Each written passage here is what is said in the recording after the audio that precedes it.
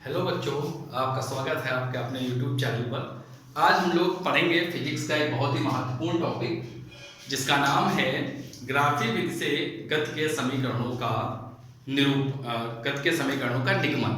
Proving करेंगे हम लोग ग्राफी विधि से। वैसे प्रूविंग हम लोग दो तरीके से करते हैं, गति के समीकरणों के ग्राफिकल मेथड से और दूसरी प्रूविंग है इंटीग्रेशन से। तो पहले हम लोग देखेंगे ग्राफिकल मेथड से गति के समीकरणों का निगमन। ये जो टॉपिक है गति के समीकरणों का निगमन का जो टॉपिक है ये 9th में भी है और 11th में भी है। ग्राफिकल मेथड से 9th 11th दोनों में है और इंटीग्रेशन मेथड से 11th में है। तो हम लोग सबसे पहले गति के इक्वेशन ऑफ मोशंस की जो प्रूविंग है वो देखेंगे ग्राफिकल मेथड से।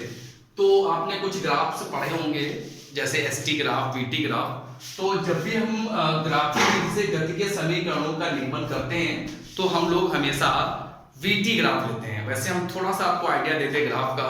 जो एसटी ग्राफ होती है उसकी जो प्रवणता यानी जो स्लोप होती है वो वेग या चाल को निरूपित करती है, और जो वीटी ग्राफ होता है उसकी जो स्लोप या प्रवणता होती है वो त्वरण को निरूपित करती है। तो यहाँ पर हमने लिखा है हेडिंग ग्राफिक विधि से गति के समीकरणों का निगमन। तो यहाँ पर हम लोग गति के समीकरणों का निगमन हम लोग ग्राफिकल मेथड से करेंगे। तो हम लोग स्टार्ट करते हैं अपने टॉपिक को सॉल्व करना। सबसे पहले हम लोग एक ग्राफ बनाएंगे जिसे हम लोग बोलते हैं वीटी ग्राफ। तो ये रहा हमारा वीटी ग्राफ। ठीक है बच्चों, ये हमारा वीटी ग्राफ है। हमारे पास कोई वस्तु या ऑब्जेक्ट होगा, उसकी इनिशियल वेलोसिटी या प्रारंभिक चाल जो है वो हमने मान ली u है। जब टाइम हमारा 0 था, जब उस ऑब्जेक्ट को ऑब्जर्व या देखना शुरू किया उस समय हमारा टाइम 0 था, और उस समय जो ऑब्जेक्ट था उसकी जो वेलोसिटी या चाल थी या जो वेग था वो u, इनिशियल वेलोसिटी u थी। कुछ टाइम बीतने के बाद, कुछ टाइम स्पेंड हुआ, उसके बाद जो उसकी चाल है या जो उसका वेग है वो बच्चों v हो गया। तो यहां पर आप ग्राफ तो जानते ही थे ना, आपने एक्स वाई ग्राफ मैथमेटिक्स में पढ़ा होगा। तो यहां पर हमने एक्स एक्सिस पे टाइम को डिनोट किया है और वाई एक्सिस पे वेलोसिटी को डिनोट कर रहे हैं। कोई ऑब्जेक्ट है, उसकी इनिशियल वेलोसिटी u है और फाइनल वेलोसिटी v है। अब यहां पर बच्चों किसी समय t टाइम में इसकी वेलोसिटी, जो जिस ऑब्जेक्ट को हम ऑब्जर्व कर रहे थे, जिस वस्तु को, उसकी वेलोसिटी या जो वेग है वो u से v हो गया किसी टाइम t। तो हम ये आपका केवल आपका जो वीटी ग्राफ है वो ये यहां से यहां तक, ये आपका वीटी ग्राफ है। अब मैं थोड़ा सा ग्राफ को कंप्लीट कर देता हूं इस तरीके से। यहां पर बच्चों हम O लिख देते हैं, यहां पर A, यहां पर B, यहां पर C, यहां पर D, इस तरीके से। अब बच्चों हम लोग क्या करेंगे, यहां पर आप कोई एंगल ये थीटा ले सकते हैं। सबसे आपको गति के समीकरण तो इक्वेशन ऑफ मोशन पता होंगे, 3 होते हैं। हम लोग एक एक करके तीनों की प्रूविंग करेंगे ग्राफिकल मेथड से। 9th और 11th दोनों क्लास के लिए इंपॉर्टेंट। तो तीनों रूल्स आपको पता है। हम लोग पहले सबसे फर्स्ट रूल को फॉलो करेंगे। तो सबसे पहला रूल है गति का प्रथम समीकरण। तो first equation of motion, first equation of motion को हम लोग देखेंगे गति का प्रथम समीकरण, यानी फर्स्ट इक्वेशन ऑफ मोशन को जब हम लोग सॉल्व करेंगे तो बच्चों हम लोग देखेंगे। सबसे पहले हमने आपको बताया शुरुआत में कि जो वीटी ग्राफ होता है उसकी जो स्लोप होती है वो त्वरण यानी एक्सेलरेशन को डिनोट करती है।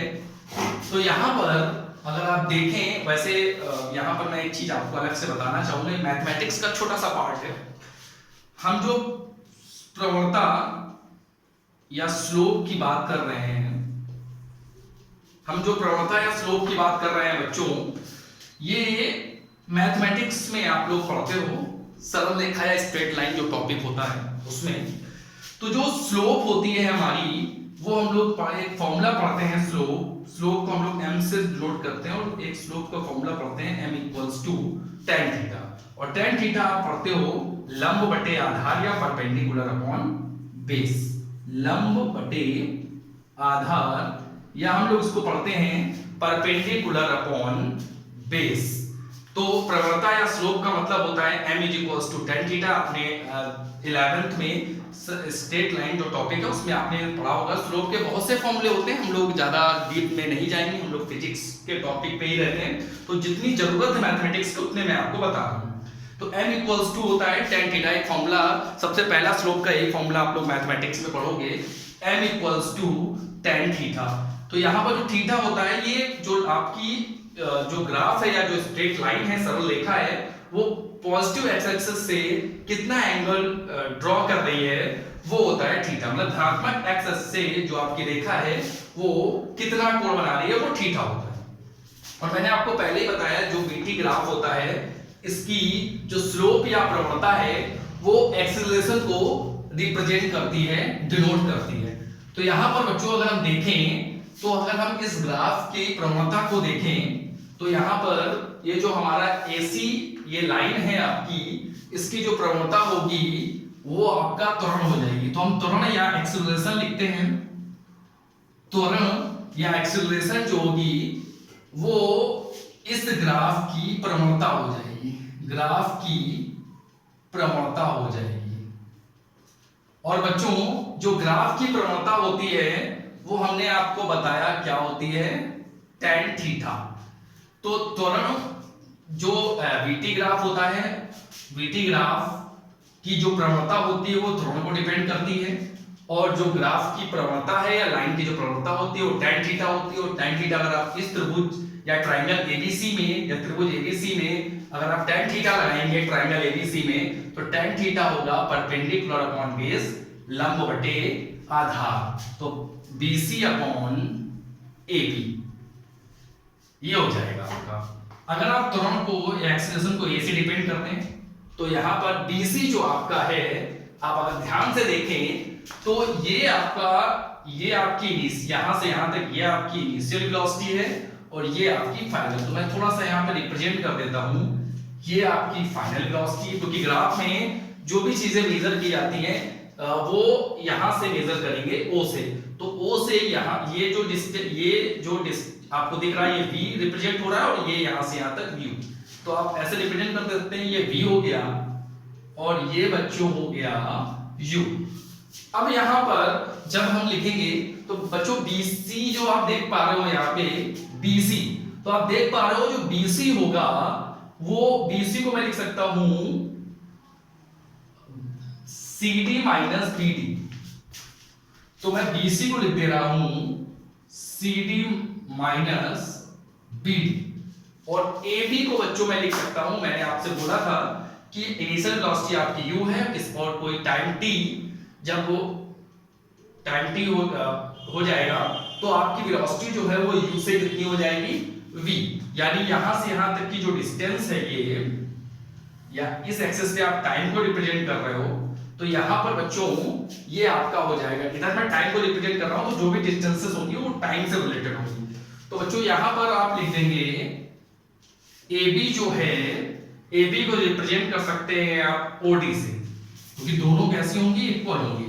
AB एंड OD दोनों इक्वल होंगी। तो A इक्वल्स टू बच्चों क्या हो जाएगा, CD को आप क्या लिख सकते हैं, ये आपका CD है, तो CD को आप V लिख सकते हैं, और BD को आप U लिख सकते हैं, अपॉन OD को आप क्या लिख सकते हैं, T। अब इसमें आप क्रॉस मल्टीप्लाई कर देंगे, तो AT is equals to V minus U को आप इंटरचेंज कर दें, U को इस साइड भेज दें, तो U plus AT is equals to, ये आपकी फर्स्ट इक्वेशन ऑफ मोशन की प्रूविंग हो गई।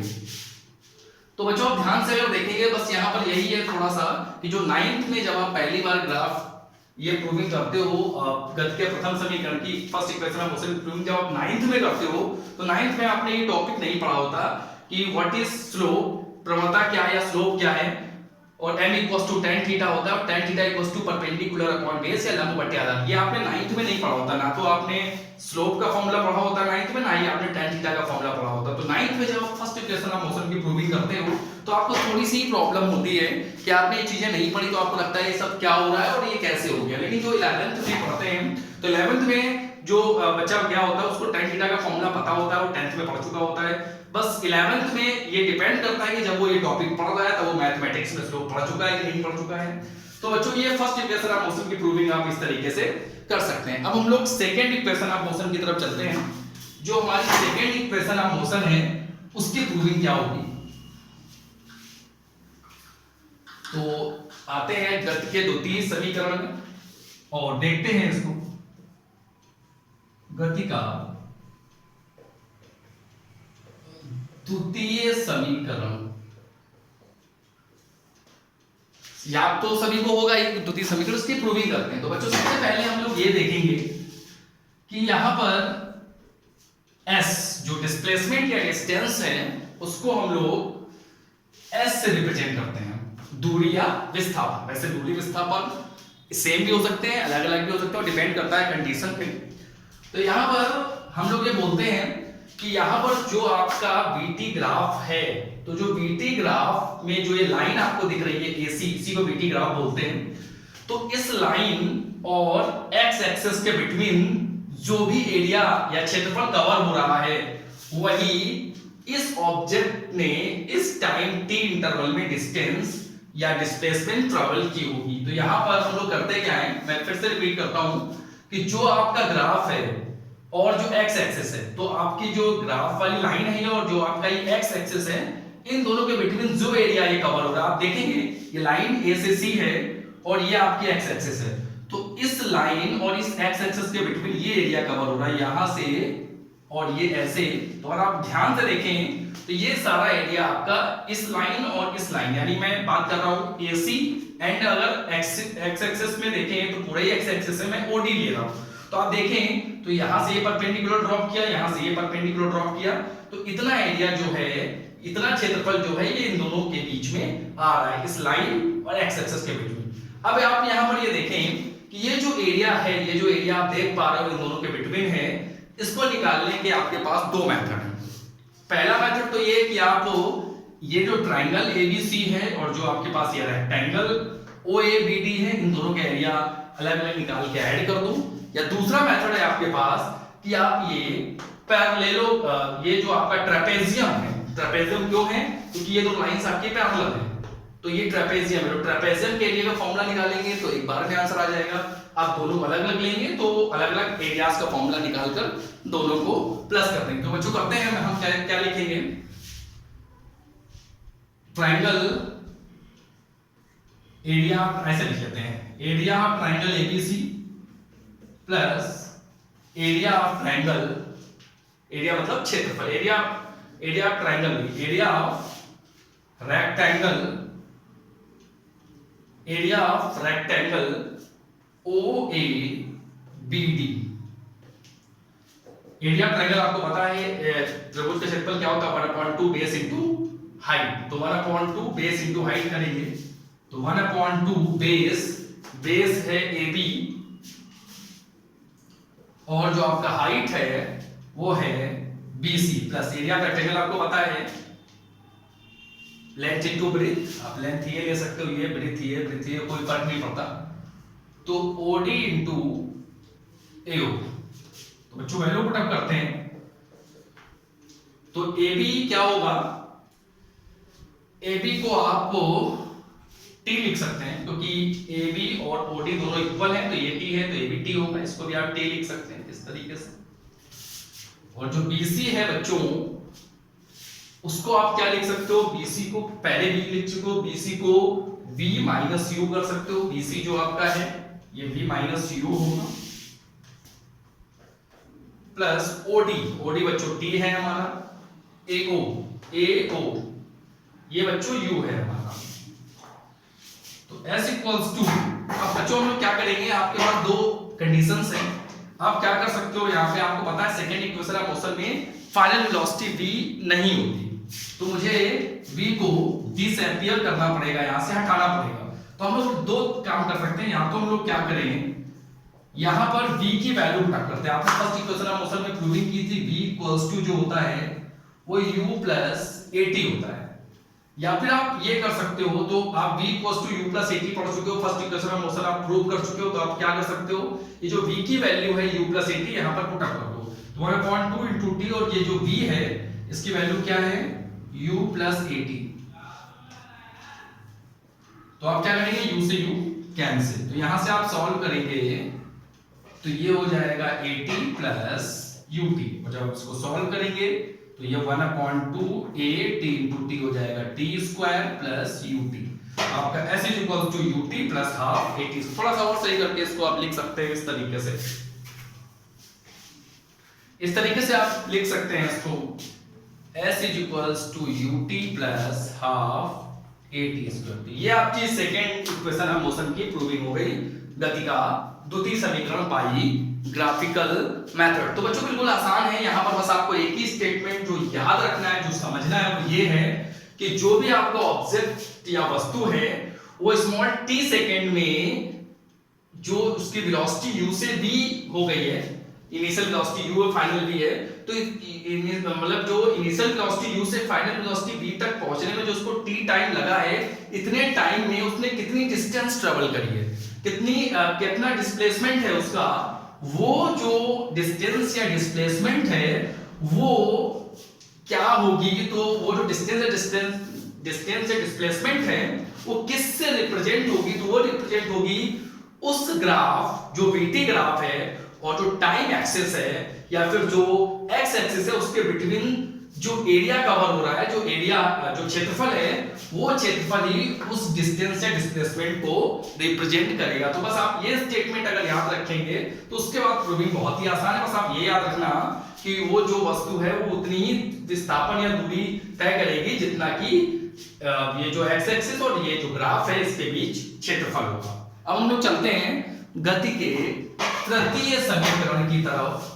जो गति का हमारा तृतीय समीकरण, ग्राफ यही रहेगा बच्चों, ग्राफ हमें चेंज नहीं करना। एग्जाम में जब ये क्वेश्चन आता है तो कभी भी फर्स्ट सेकंड थर्ड तीन है हमारे समीकरण, एग्जाम में कोई एक आता है, या तो फर्स्ट या तो सेकंड या तो थर्ड, तो आपको ग्राफ यही बनाना है, बिल्कुल ग्राफ यही बनेगा। एग्जाम में फर्स्ट इक्वेशन ऑफ मोशन की प्रूविंग आए, सेकंड की आए, थर्ड की आए, ग्राफ आप यही बनाएंगे कि अपने तीनों की प्रूविंग्स अलग तरीके से होंगी। कभी भी एग्जाम में दो प्रूविंग्स बहुत ही रेयर है या ज्यादा मार्क्स में आ जाए तो वो तीन में से कोई भी दो की, मोस्टली कोई भी एक प्रूविंग आती है एग्जाम में, वो कोई भी आ सकती है तीनों में से, जो भी टीचर आपके देना चाहे, लेकिन दो भी आ सकती है, बहुत रेयर है।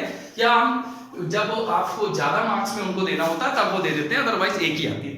थर्ड की तरफ चलते हैं, तो थर्ड इक्वेशन ऑफ मोशन की तरफ चलते हैं, गति का तृतीय समीकरण।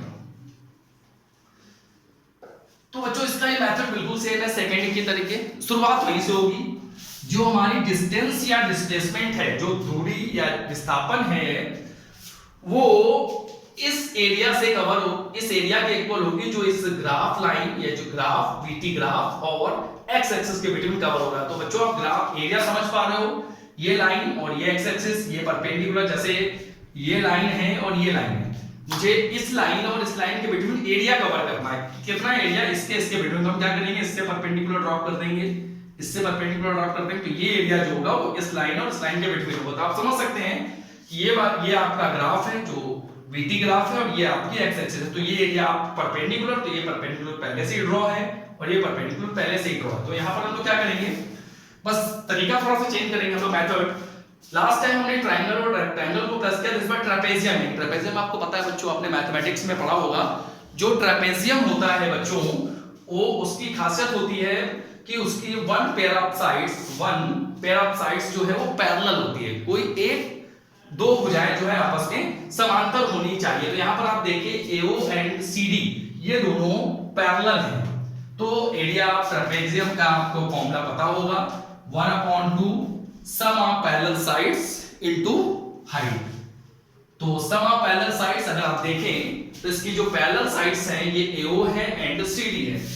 तो AO plus CD sum of parallel sides, तो 1/2 sum of parallel sides into height, या हाइट की हम लोग बोलते हैं डिस्टेंस बिटवीन पैरेलल लाइंस। तो डिस्टेंस बिटवीन पैरेलल लाइंस में आप लिख सकते हो OD या फिर AB, तो कुछ भी लिख देते हैं, इन दोनों के बिटवीन ये भी डिस्टेंस हो सकती है, ये भी हो सकती है, तो OD लिख देते हैं बच्चों। तो 1/2 अब बच्चों AO जो है वो तो आपको पता है U है, जो बच्चों CD है वो आपको पता है B है, और बच्चों जो OD है वो आपको पता है T है। अब बच्चों हम लोग करते क्या है, इसको थोड़ा सा इस तरह से लिख लेते हैं। यहां जो एक T है इसकी वैल्यू पुटअप करनी पड़ेगी, क्योंकि आपको पता है थर्ड इक्वेशन ऑफ मोशन में T नहीं होता, मतलब T को मुझे यहां से इल्यूमिनेट करना पड़ेगा। तो कैसे इल्यूमिनेट करेंगे, आपने फर्स्ट इक्वेशन ऑफ मोशन पढ़ी v equals to u plus at, तो आप v minus u upon a is equals to t इस तरह से लिख सकते हैं इसको। u इस साइड लाएंगे माइनस a मल्टीप्लाई डिवाइड, तो यहाँ t की वैल्यू रिप्रेजेंट t को इलिमिनेट करेंगे v minus u by a। अब बच्चों s इज इक्वल्स टू 1/2, अब यहाँ पे आप फॉर्मूला लगा सकते हो, या थोड़ा सा मैं और सही से लिख देता हूँ v plus u v minus u by a, s is equals to 1/2। अब यहाँ पर आप क्या लिख सकते हो, a plus b a minus b, तो a plus b a minus b क्या होगा, a square minus b square upon a। अब हम लोग थोड़ा सा और इसको सॉल्व करेंगे जब, तो देखते हैं बच्चों क्या आएगा। जब हम थोड़ा सा इसको सॉल्व करेंगे तो आपको इसको इस तरीके से भी लिख सकते हो, s is equals to v square minus u square, v square minus u square ये 2a हो जाएगा, क्रॉस मल्टीप्लाई कर देंगे तो ये हो जाएगा 2as, और ये हो जाएगा v square minus u square. आप यहीं से छोड़ते हैं तो भी सही है, ये आपकी थर्ड इक्वेशन ऑफ मोशन की प्रूविंग हो गई, v square minus u square equals to 2as। कई बुक्स में आप ऐसे लिखा देखते हो, इस तरीके से भी इसको लिख सकते हैं, v square equals to u square plus 2as। इसको इस साइड भेज देंगे तो v स्क्वायर होगा, इधर जाएगा तो u स्क्वायर प्लस 2as, तो v square equals to u square plus 2as। तो बच्चों ये मैंने आपको तीनों इक्वेशन ऑफ मोशन के प्रूविंग्स बाय ग्राफिकल मेथड सॉल्व कर दी। तो इस तरीके से आप ग्राफिकल मेथड से गति के तीनों समीकरणों की प्रूविंग कर सकते हो। बिल्कुल ऐसा ही एक और तरीका है इन तीनों इक्वेशंस को प्रूव करने का, जिसको हम लोग इंटीग्रेशन मेथड बोलते हैं। ये जो मेथड है ये 9th और 11th क्लास दोनों के लिए इंपॉर्टेंट है, लेकिन अगर मैं इंटीग्रेशन की बात करूं तो जो इंटीग्रेशन वाला मेथड होता है वो इंटीग्रेशन वाला मेथड केवल 11th वालों को करना, 9th वाले बच्चों को नहीं करना होता है। अगर आपको ये वीडियो अच्छा लगा हो तो आप इसको शेयर करें, लाइक करें, सब्सक्राइब करें, और जो बच्चे 9th 10th 11th 12th में आप जानने वाले हैं उनके साथ उनको बताएं कि अगर वो टॉपिक्स पढ़ना चाहते हैं तो इस वीडियो को जरूर देखें। और आपको अगर कोई टॉपिक पढ़ना हो जो आपको फिजिक्स में या केमिस्ट्री में टफ लगता हो तो आप कमेंट करें, मैं उस टॉपिक पे वीडियो बनाऊंगा। Okay, thank you.